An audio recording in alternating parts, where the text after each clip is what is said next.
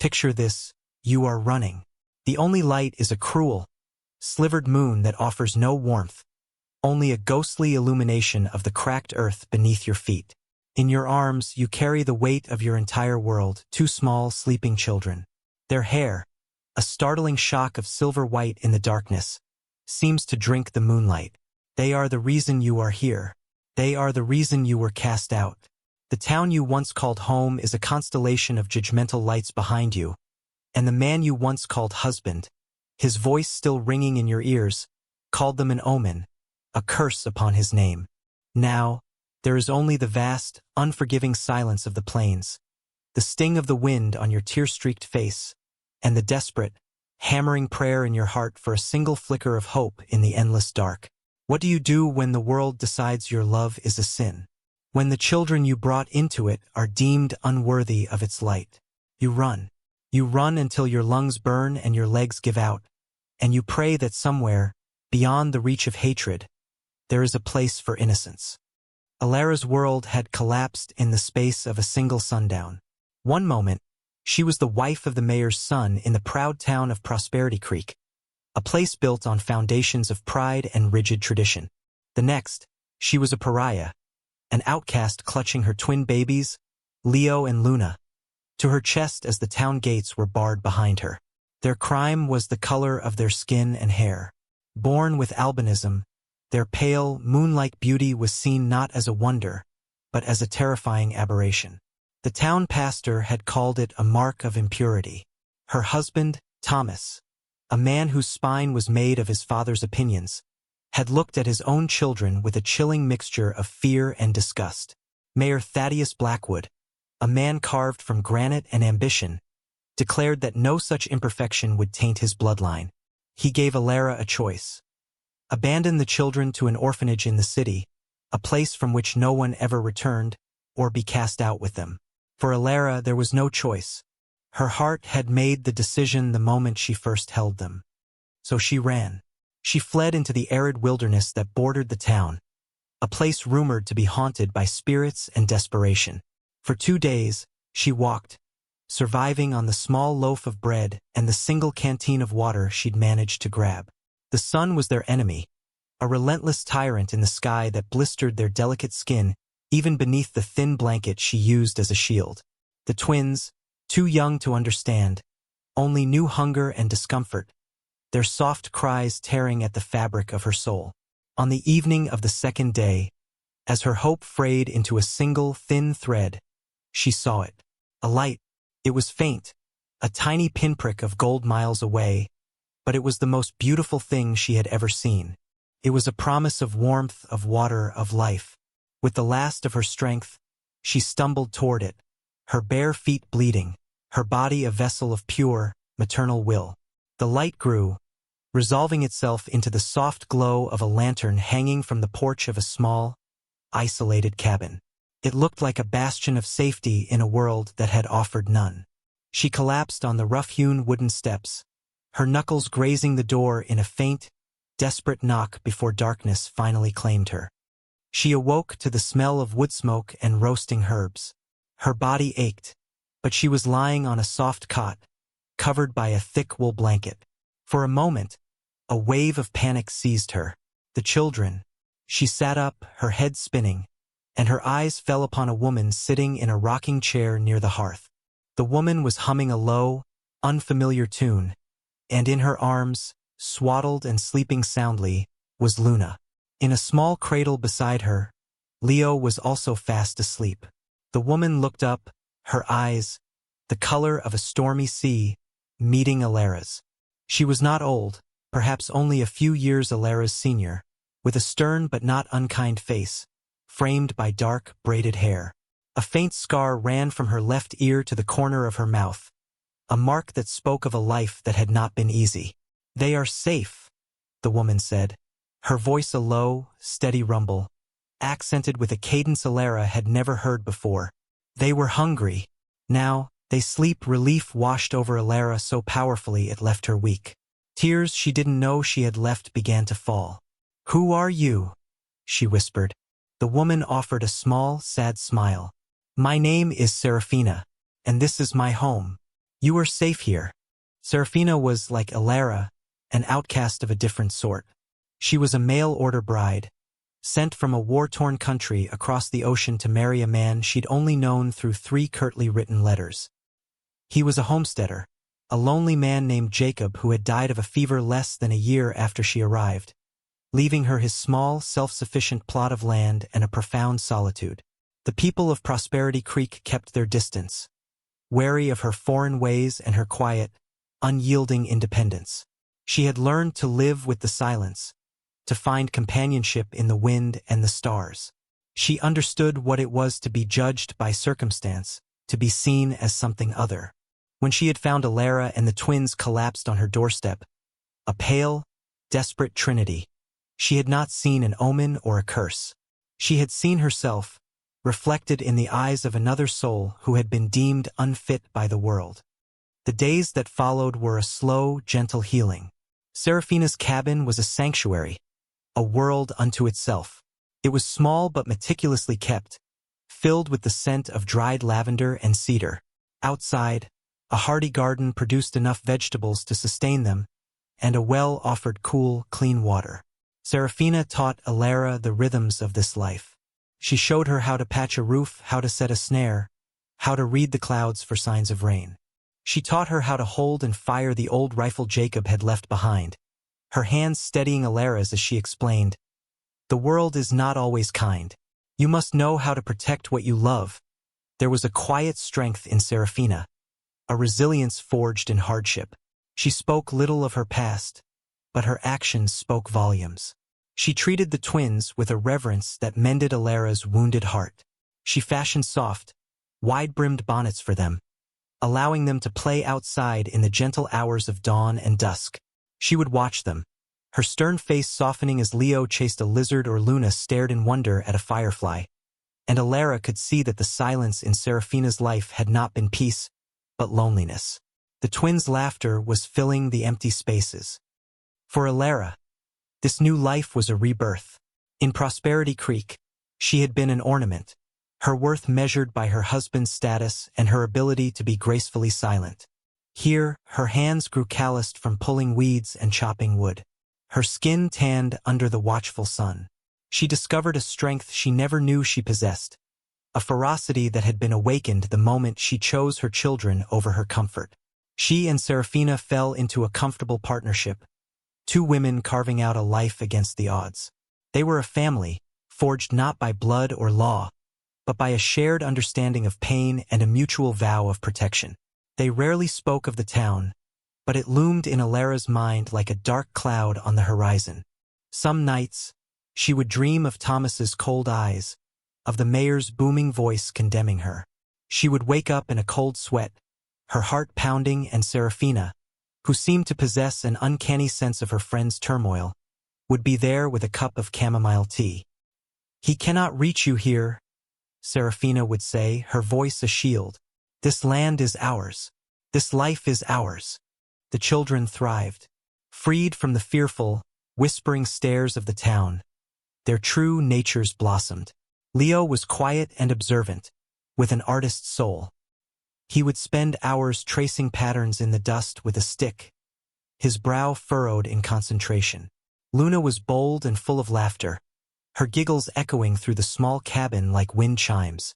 Their pale skin and white gold hair seemed to belong to this wild landscape, making them look like sprites born of moonlight and desert sand. They adored Serafina, who they called Sarah. She would tell them stories from her homeland, tales of clever foxes and brave queens, her voice weaving a tapestry of a world far away. For Alara, watching this bond form was a miracle. Here, in this forgotten corner of the world, her children were not curses. They were loved. They were cherished. They were simply Leo and Luna. An entire year passed in this peaceful rhythm, a quiet testament to their resilience. The wound of their exile began to scar over, replaced by the sturdy tissue of their new life. But the past is a patient hunter, and it had not forgotten them. One sweltering afternoon, a lone rider appeared on the horizon. He was a prospector, his face weathered from sun and disappointment, and his horse was lame. Serafina, ever cautious, met him on the porch with the rifle held loosely at her side. He asked only for water for himself and his animal. As Alara brought him a cup from the well, his eyes widened in recognition. He was from Prosperity Creek. He said nothing, but his gaze flickered from Alara to the pale-haired children playing in the shade of the cabin. He drank the water, thanked them curtly, and rode on, his back a rigid line of dawning realization. A cold dread settled in Alara's stomach. "He knows," she whispered, her hands trembling. Serafina's face was grim. She placed a reassuring hand on Alara's shoulder, her grip firm. "Let him. We are not the same women we were a year ago. We will not be broken." But they both knew the peace had been shattered. The prospector's greed would outweigh his gratitude. News of their survival, delivered to the right ears, would be worth a handsome reward from a man like Mayor Blackwood. It was 2 weeks later when they appeared. For riders, dark silhouettes against the blood-red sunset. At their head was Mayor Thaddeus Blackwood, his face a mask of cold fury. Beside him was Thomas, Alara's husband, his expression a pathetic mix of fear and resentment. Alara's heart hammered against her ribs. She pulled Leo and Luna behind her, her body a physical barrier. Serafina stepped onto the porch, the rifle now held firmly in her hands, its barrel gleaming ominously in the fading light.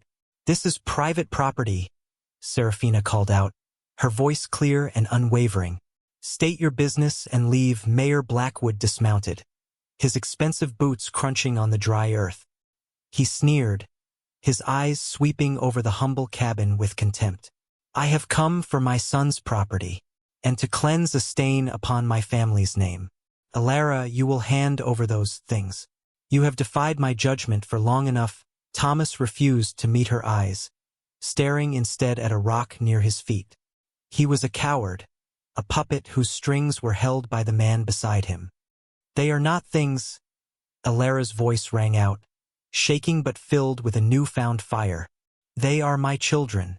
And this is my home." A bitter laugh escaped the mayor's lips. "This hovel? You abandoned a life of comfort and respect for this? For them?" He took a step forward, his hand resting on the pistol at his hip. "I gave you a choice once. I will not be so merciful again. We will take the children and burn this shack to the ground, erasing this embarrassing chapter from our history." This was it.